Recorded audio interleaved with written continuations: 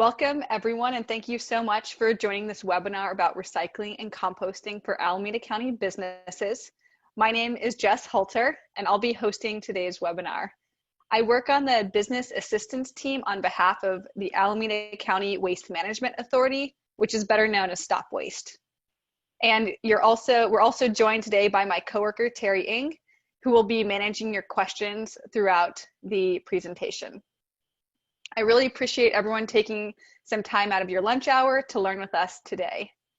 We know the pandemic has been put a lot of strain on businesses, and recycling may not be top of mind right now, but as many of you may be planning to return to work or going through the process of reopening your business, it could be a really good time to review your current recycling, organics, and garbage setup and get that dialed in now.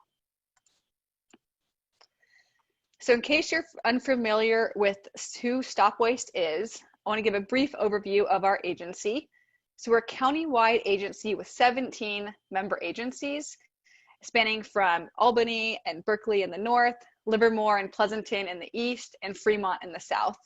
And our mission is to send less waste to the landfill from Alameda County businesses, schools, and homes. And relevant to today's topic, we also implement and oversee the mandatory commercial recycling and composting law here in Alameda County. So today, we're going to go over a few different topics. So we're going to start with talking about the law and how it's enforced, and hopefully provide you some specific actions that your business or organizations that you work with can be in compliance. Then we'll spend some time talking about the free resources and tools that StopWaste has to offer, such as the free indoor food scrap bins, stickers, the sign maker tool, and free one-on-one consultations. And finally, we'll leave some time for Q&A. And we already had a lot of great questions submitted during the registration process, but as you have questions throughout the presentation, if you wiggle your mouse at the bottom of the screen, the black bar should come up and there should be a Q&A icon that shows up. And that's where you'll ask your questions that Terry will be addressing. And then if you have any tech questions, you can wiggle your mouse and use the chat feature, which is to the left of the Q&A, and you can chat all panelists and Brent will help you out. If there's more questions than we have time for today, or you'd like additional follow-up assistance from our team, then you can also use the request assistance form on the website, which I'll share in a little bit. And as I mentioned earlier, there's no need to take notes. We are recording this webinar and we'll share it out afterwards. And I'll also be sharing out all the URLs and links that we are going to talk about so that you can get access to these free resources too. So before we dive in, let's do a quick poll to see how much we all know about the waste going to the landfill. So Terry, would you mind popping up the poll that we have? And if everyone could take their best guess, you're not being graded, so just take your best guess to answer the question, what material by weight makes up the largest portion of what businesses in Alameda County throw in the garbage? And so you'll see there, the options are plastic, cardboard, food scraps, and paper. So I'll give you a little bit of time to think about which option you think.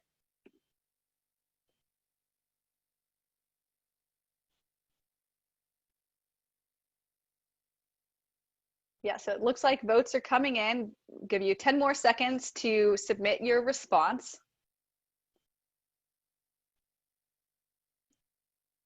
All right. Terry, would you like to go ahead and end the polling and share the results? Sure, you should be able to see the results now. Thank you. So it looks like many of you people picked C. Maybe you're just guessing, like in high school when they tell you to pick C as the option.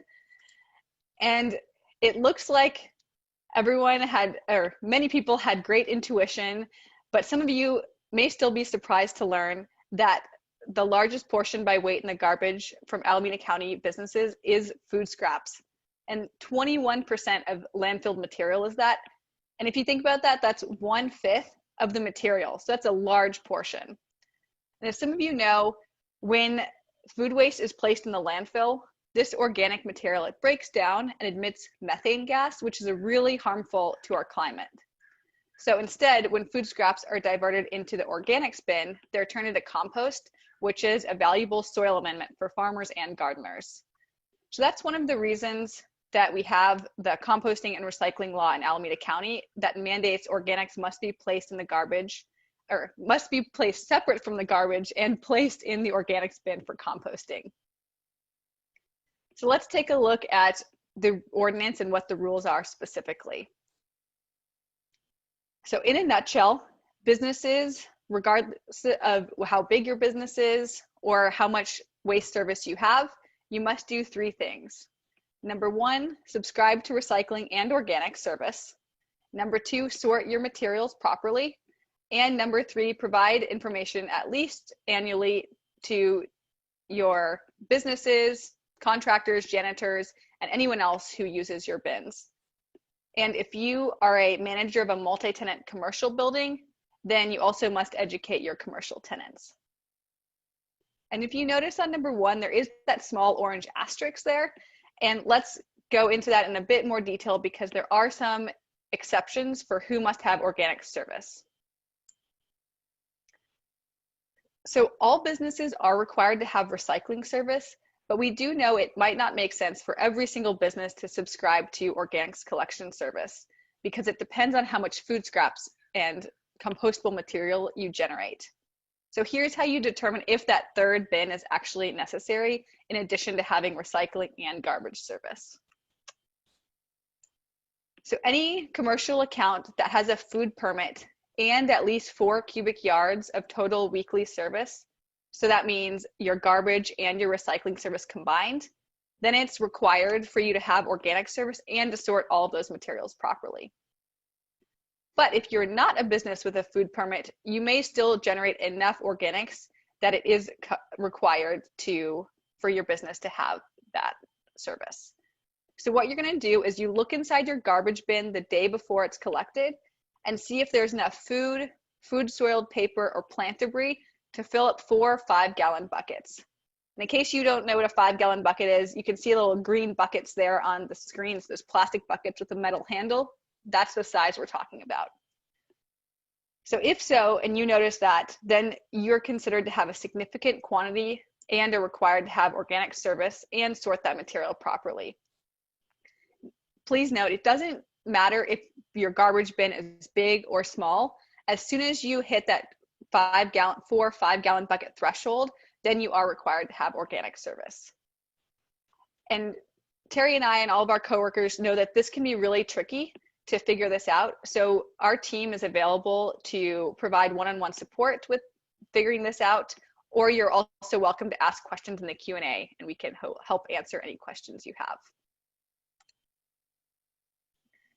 So we also won't spend too much time on sorting today, but I did want to give a brief overview of what goes into each bin.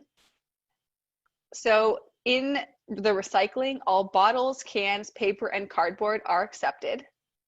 In the organics, all food soiled paper, like paper towels and napkins, and plant debris, like flower bouquets or landscaping yard waste, all of that belongs in the organics bin.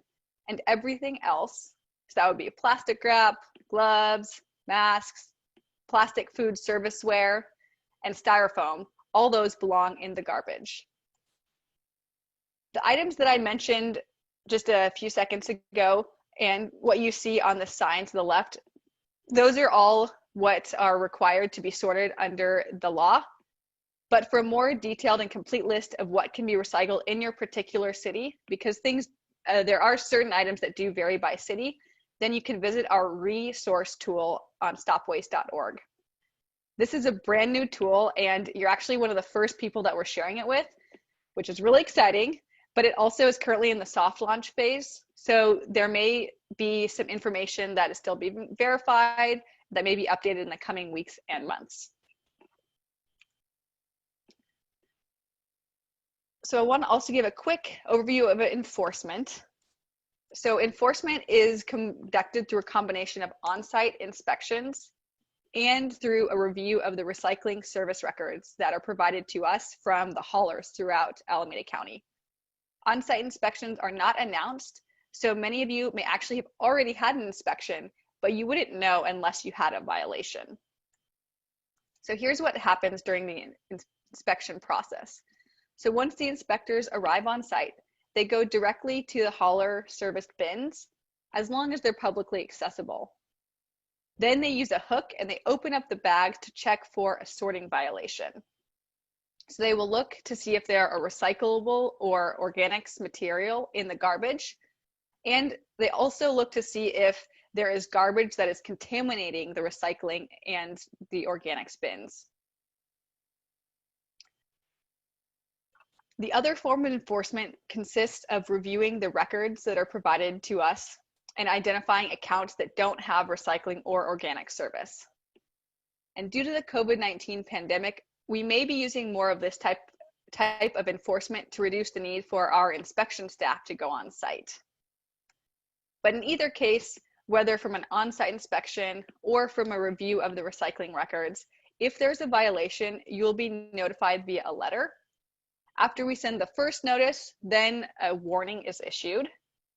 And then if the same business has another violation, again, a citation is issued along with a fine. And fines can range anywhere from $100 to $400, depending on the number of things that are wrong. So if you had garbage in the recycling or also garbage recycling in the garbage, then the fines would be different if you had more of those violations. And if a business doesn't make corrections and gets fined again in the future, then the fine amount would get doubled and potentially doubled again if the violations continue. So our goal is to send less waste to the landfill, not just to issue citations and fines. So now let's turn our focus to some of the key ways that your business can ensure that all these materials are getting into the correct bins and providing valuable resources for our community. So I'll share the free resources that we have available to help. So the first thing you're going to want to think about is the outdoor bin service. So we know many of you are getting ready to reopen or could have been adjusting your services due to the disruptions that may have been caused from the COVID-19 restrictions. So if you're going back to the workplace, maybe you're reactivating garbage and recycling collection service that you had paused earlier, or you could be adjusting your service levels because you expect to have reduced operations or even increased operations depending on what industry you're in. So it's a really good time for you to reevaluate your service levels and also add organic service if you don't have it already. And the same goes for recycling service in case you don't have that. Although recycling in Alameda County businesses is actually quite high, roughly 80% of businesses in the county already have recycling service. So if your business is one of those, great job for already having that service set up.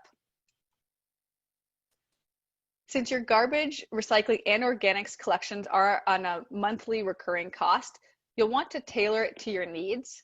And in many cases, the cost of garbage is actually higher than what the cost of the other streams are. So you want to make sure that you are having service that matches that. Plus, a lot of the material that we throw away is actually recyclable or compostable. So we definitely want to get that into those streams.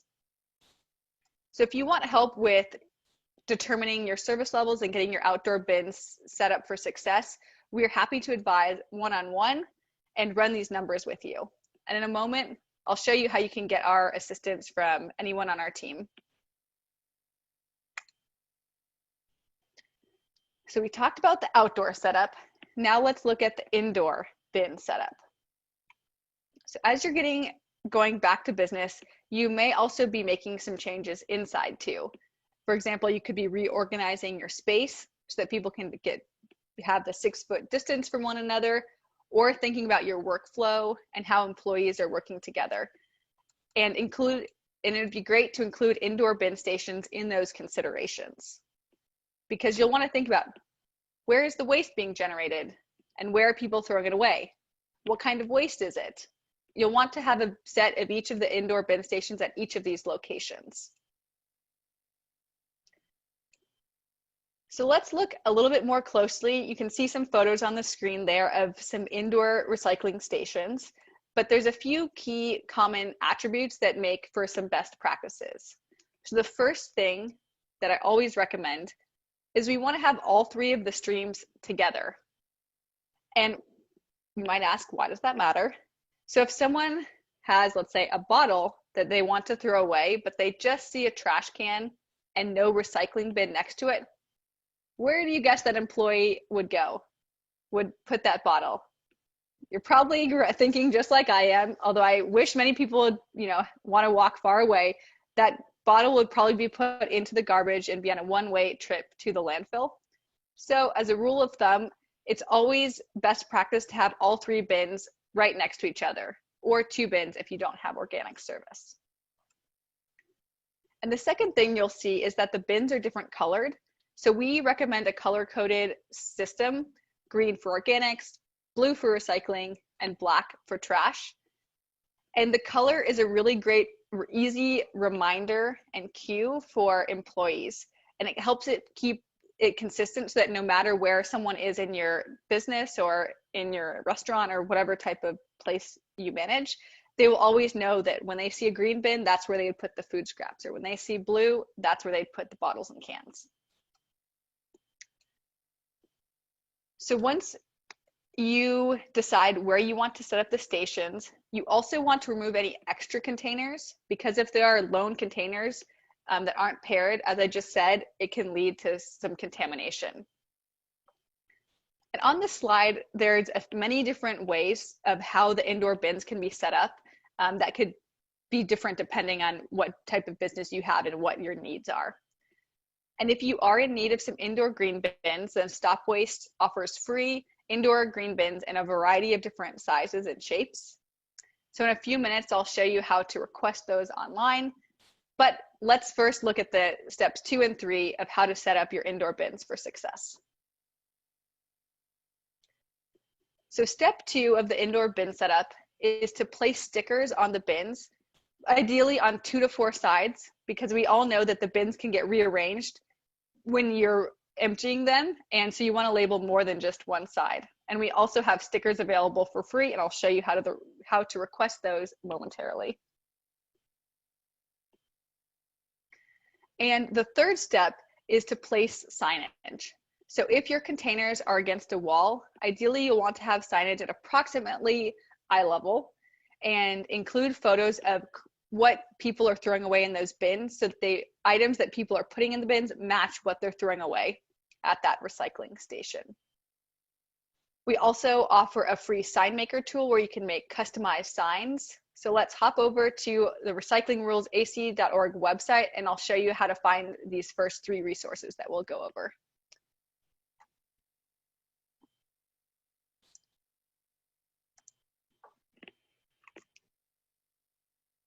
All right, let me pull that up. All right, so you should be seeing my screen now of the Recycling Rules website. Terry, just shout out if you can't see it. So the first thing I wanted to show you is how to get to the request free indoor bins. And there's a few ways you can get there.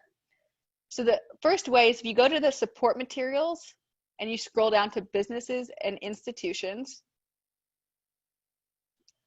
then you'll be directed to this page that has all of our resources available for businesses. So you'll see here that you can request free indoor food scrap bins. So this is a very easy application. It takes, I would say, less than 5 minutes. It just requires information about your business, how you're going to use the bins, if you have organic service or need some assistance with that, and if there's anything else that our team can help with. And so the first step is to submit the online form. Then you'll wait 1 to 2 weeks for the application to be approved. And then if you receive approval, the third step is deciding which bins you want to order and actually placing an order with one of our vendors. So that is how, and that's the third step to then get the up to $500 worth of green bins. So that's step 1.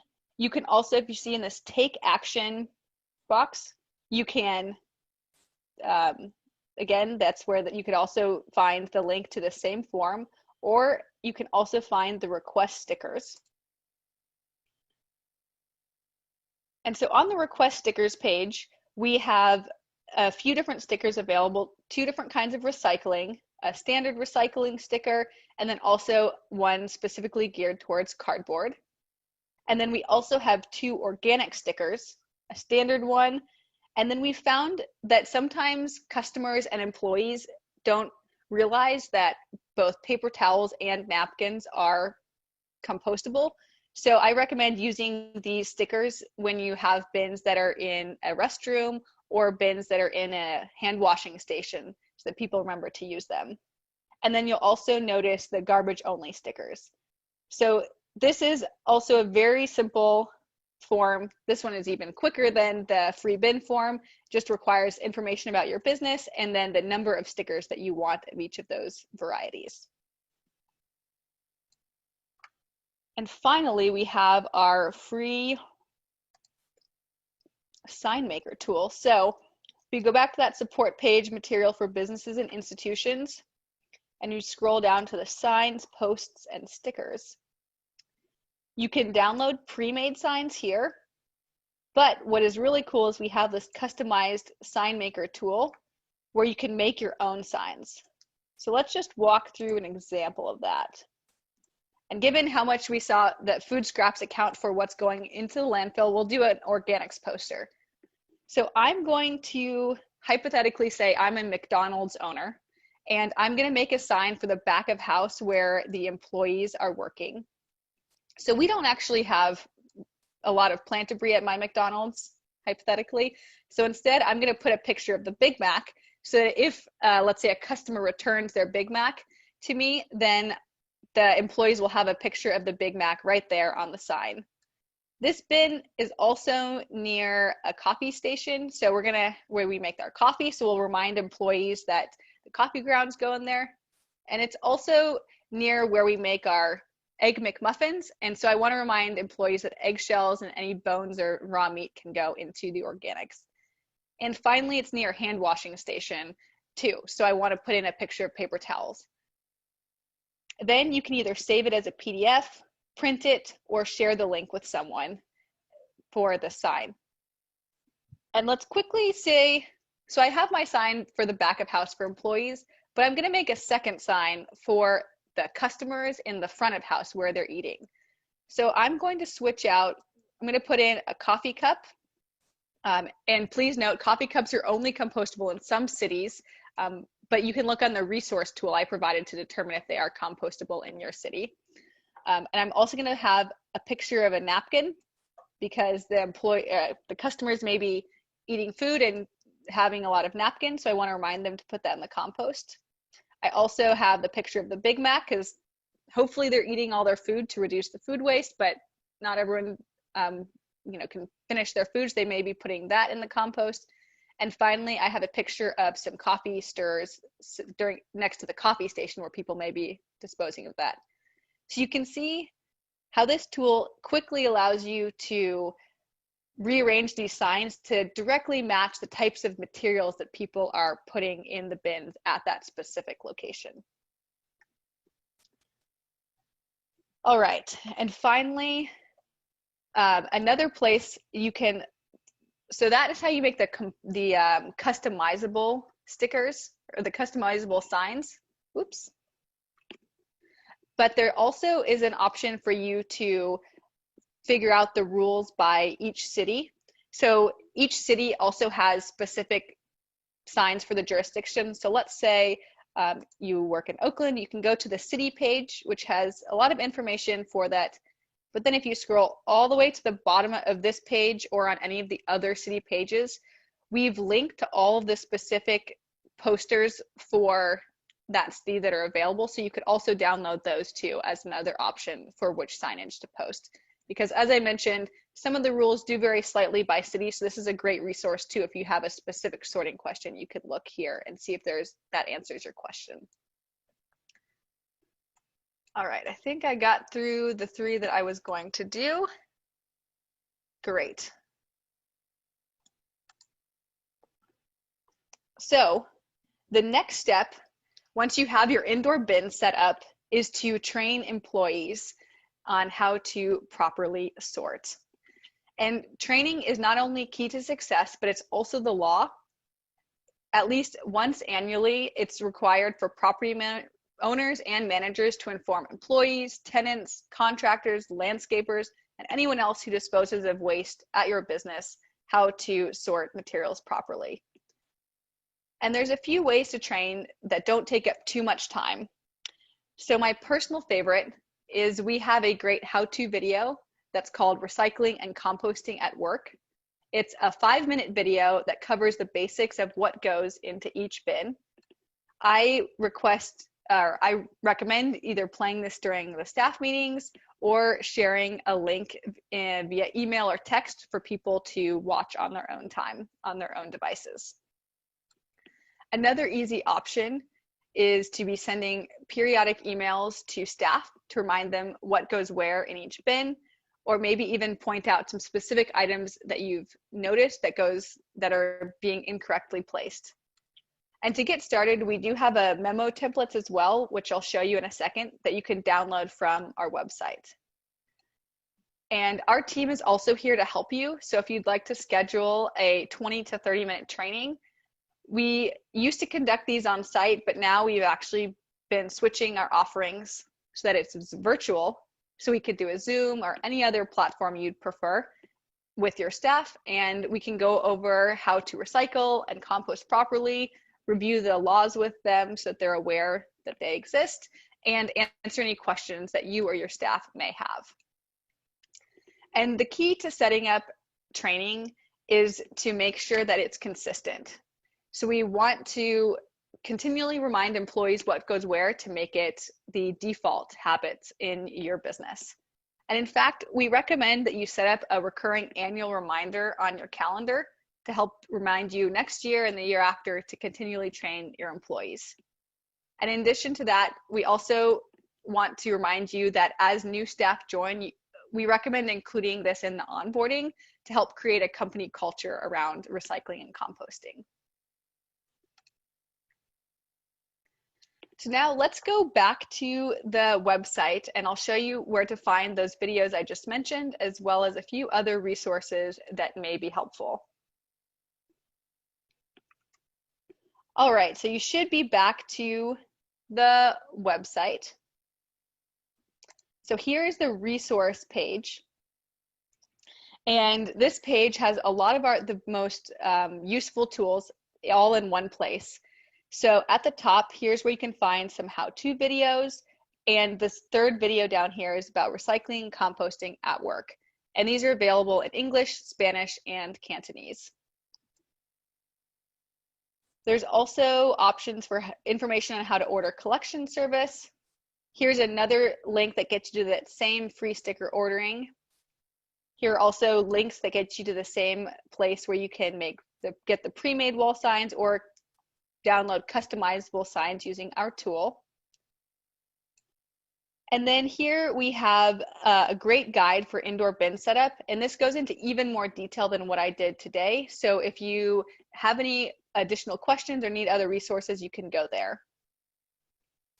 Then there's another link to the free indoor bin guides and another partner link to our vendors and how to order those.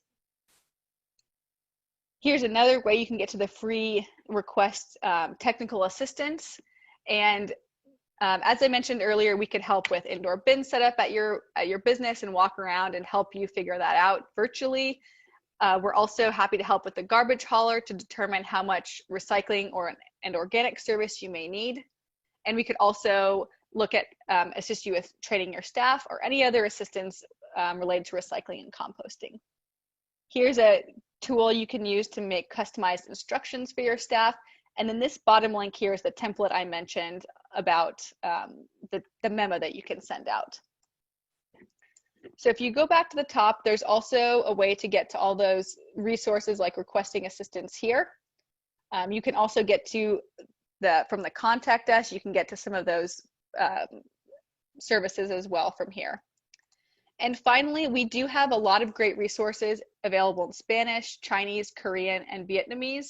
So if resources in other languages would be helpful at your business, you can also get to those there.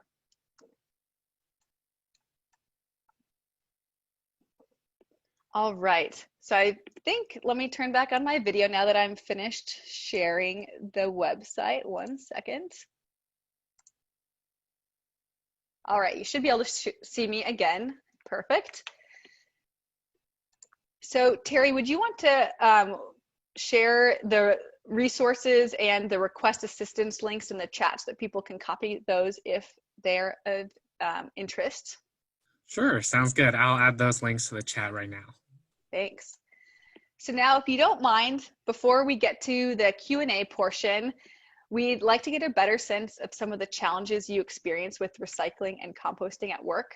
So I know I just asked you to multitask, Terry, but if you also have a second, would you mind popping up the second and final poll for the day? Yeah, no problem. I'm going to launch the poll now.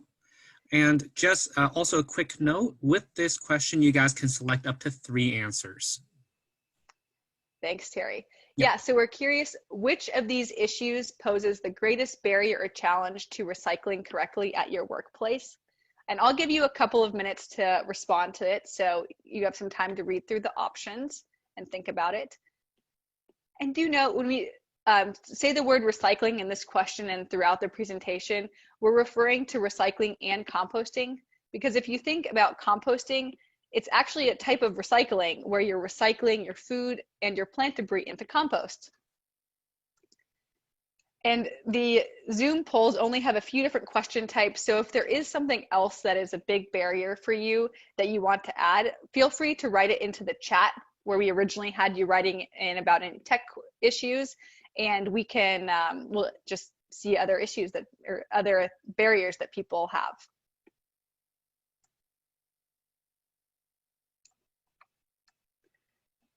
Perfect. I see all the answers coming in. So thank you so much for kind of thinking about what some big barriers are. It'll give us a lot of great information about how we can continue to assist you and other businesses in the county.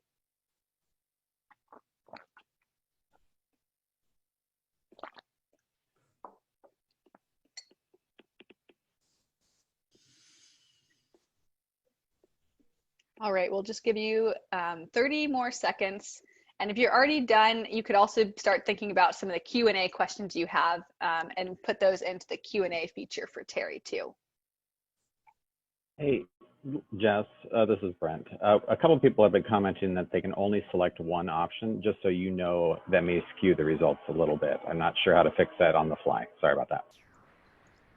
Thank you, Brent. Oh, bummer. Sorry I messed up the poll type there, but that's okay. Thank you for picking, let's say, your biggest barrier.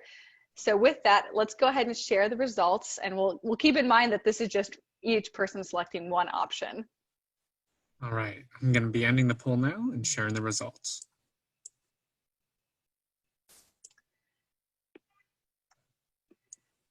Perfect. Thanks, Terry. Yeah, it's interesting to see many people have, the barriers can vary quite widely depending on what business you are and the business type, but many other people probably do experience some of the same challenges as you. So do know you're not alone in these. And you'll see there is often a lot of confusion around what goes where. And so hopefully the training tool that we provided, the video is helpful, the resource tool is helpful.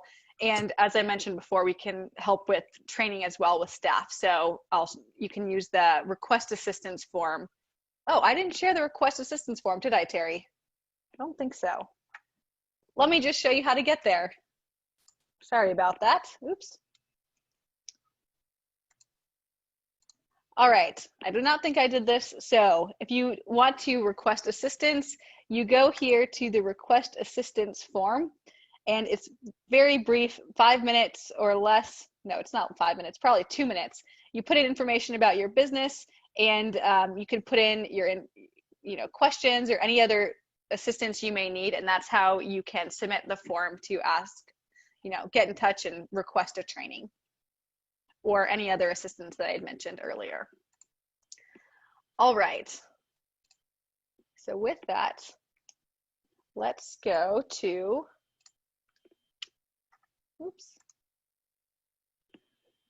the Q&A.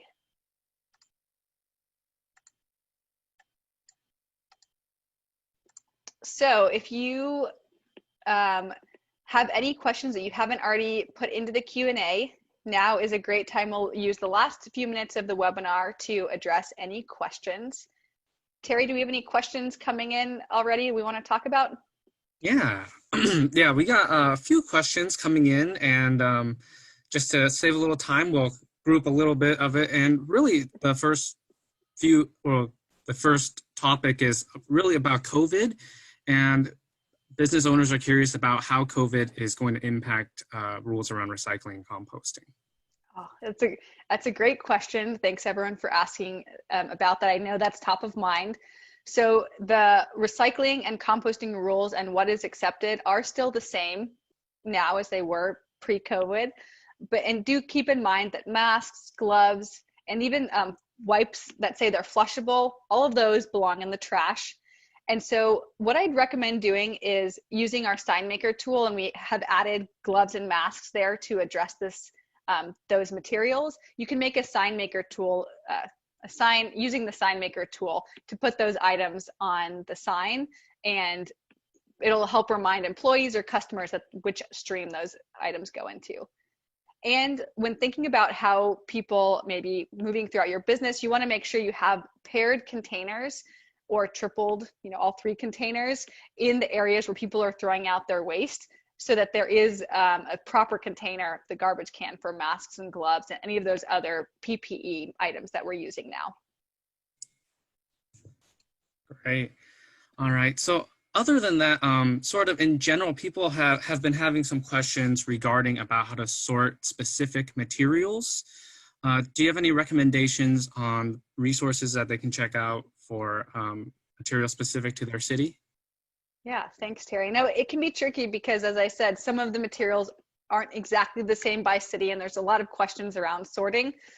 So I would recommend using the city pages on the recyclingrulesAC.org website and looking at those resources to see if that answers it, at the posters from the city.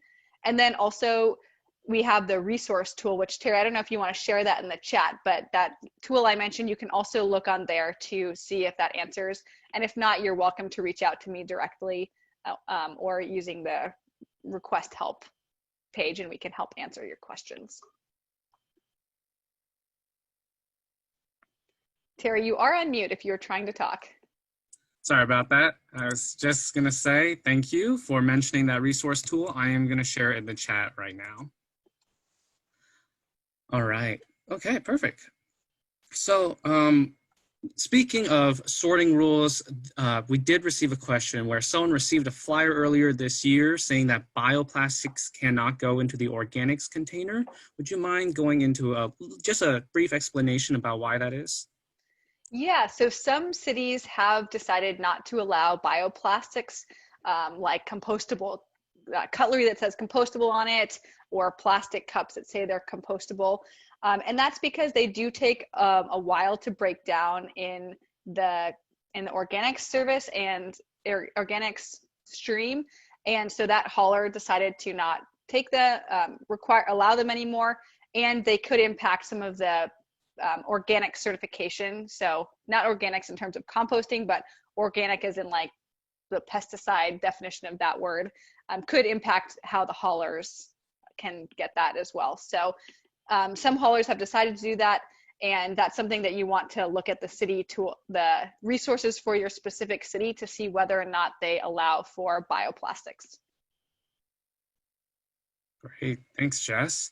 And speaking sort of the different cities' acceptance standards, we also had a question regarding plastic liners. Are they okay to use in all 3 bins? Everyone's asking great questions. Thank you. That's a common question. So this also depends on the city. So you can use a plastic liner in every city for garbage. For recycling, some cities allow plastic liners that are only transparent, and some actually don't allow liners at all and would prefer the material loose. And that's the same for the compost. So for businesses, in some cities, they do allow you to use a transparent or clear plastic lining for your compost, but some would prefer you to only use the BPI certified compostable bags. So there's the tool that I mentioned on the resource page. It was the second from the bottom. That's the customized instructions for your staff. That actually goes over rules about what bag liners are accepted for each of the bins. Great. Thanks, Jess.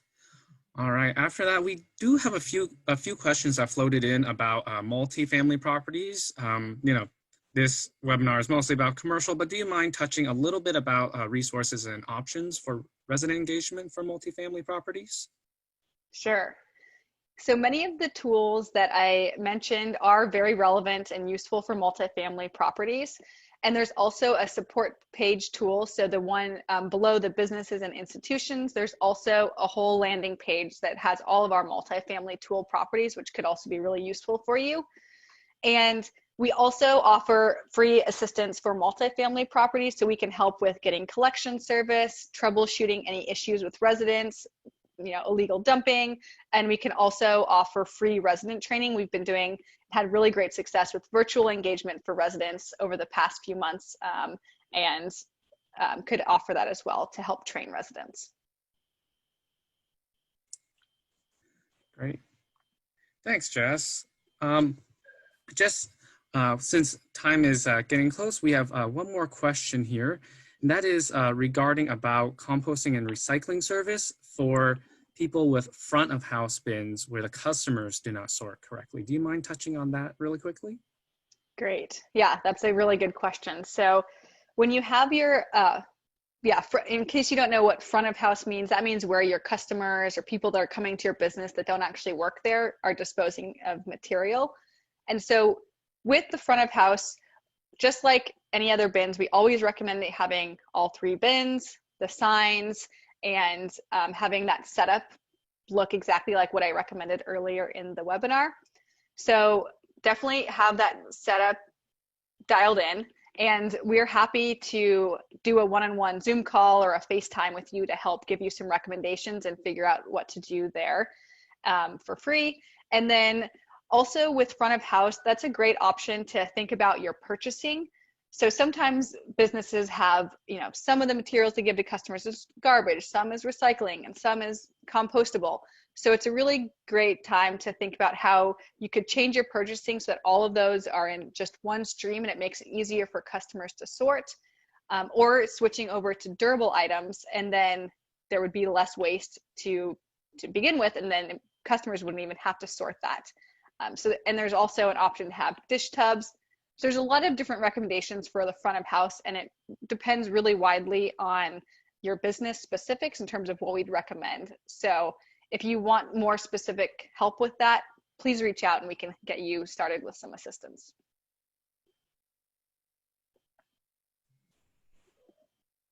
Right. Perfect. So I think you said we'll wrap up, right? Yeah. Oh, good. Thank you for keeping me on time, Terry. I just get carried away. So yeah, there's a lot of really great questions that came in today and during the registration process. So if we weren't able to get to yours specifically, I welcome you to email me. You can see my email listed on the slide, and someone from our team will respond to you shortly. You can also keep out an email from me later today. I'll provide the recording and all the resources as well, and you can respond to that and reply directly to that to get in touch with me.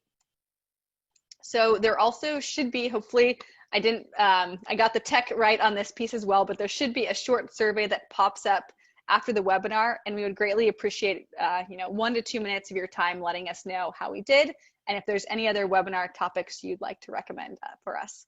So thank you so much, everyone, for joining, and I hope that you have a great rest of your day.